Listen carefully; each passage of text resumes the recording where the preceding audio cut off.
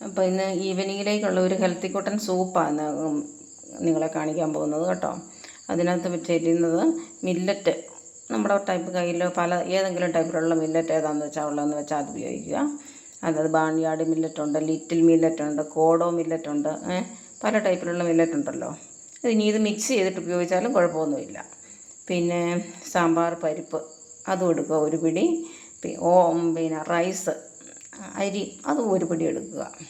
മുതിര അതും അതുപോലെ തന്നെ ഒരു അര ഗ്ലാസ്സോ അങ്ങനെയാണെന്ന് വെച്ചാൽ നമ്മുടെ ആവശ്യത്തിന് എത്രയാണെന്ന് വെച്ചാൽ അതെടുത്തിട്ട് 6 to 8 hours ഉണ്ടല്ലോ ഇത് കുതുക്കാൻ വെക്കുക. നല്ലതുപോലെ കഴുകിയതിന് ശേഷം കുതുക്കാൻ വെക്കുക. കുതിർത്തതിന് ശേഷം പിന്നെ വൈകുന്നേരം ആകുമ്പോഴേക്കും ഒരു കുക്കർ എടുത്തിട്ട് ഇതെല്ലാം ഒന്നും കൂടെ കഴുകിയതിന് ശേഷം കുക്കറിനകത്ത് ഇട്ടുക. ആവശ്യത്തിനുള്ളതായ വെള്ളം ഒഴിക്കുക. ശരിയേറെ വെള്ളം ഒഴിച്ചേക്കണം, നമുക്ക് കഴിക്കാൻ പാകത്തിനുള്ളതായ വെള്ളം. എന്നിട്ട് അതിനകത്തോട്ട് ടൊമാറ്റോ ഇടുക, ജിഞ്ചറും ഗാർലിക്കും ഇടുക. പിന്നെ ആവശ്യത്തിനുള്ള ഉപ്പ്, പിന്നെ കുരുമുളക് പൊടി ഇത്രയും ഇട്ടതിന് ശേഷം പിന്നെ 1-2 പ്രാവശ്യം 2-3 സീറ്റി അടിപ്പിക്കുക. നിങ്ങളുടെ ഈ ചിക്കനൊക്കെ ഉണ്ടെന്നുണ്ടെങ്കിലുണ്ടല്ലോ, ചിക്കനൊക്കെ ഇട്ടാൽ നല്ല ടേസ്റ്റ് ആയിരിക്കും കേട്ടോ.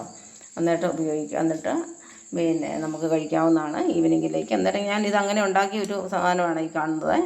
പിന്നെ മല്ലിയിലയൊക്കെ നിങ്ങൾക്ക് ഇഷ്ടമാണെന്നുണ്ടെങ്കിൽ മല്ലിയിലയും ഇല്ല. എൻ്റെ മല്ലിയില ഇല്ലായിരുന്നു, അതുകൊണ്ട് ഞാൻ ഇട്ടിട്ടില്ല. അന്നേരം ഇത് കഴിച്ചിട്ട് നിങ്ങൾ അഭിപ്രായം പറയണേ. അന്നേരം മറ്റൊരു പ്രസൻറ്റേഷനുമായി വീണ്ടും കാണുന്നവരേക്കും എല്ലാവർക്കും ബൈ.